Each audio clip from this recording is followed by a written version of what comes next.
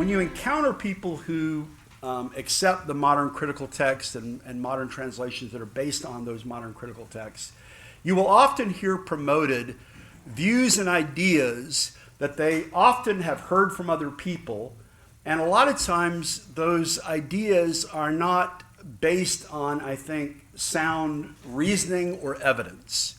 And so I want to see how many of these myths, 7 myths of modern text criticism we can cover. Fourth myth: the only reason that the men of the Reformation and the Protestant Orthodox embraced the TR is because they were unaware of the variants. If they had the information we do today, they would embrace the modern critical text. That's a myth.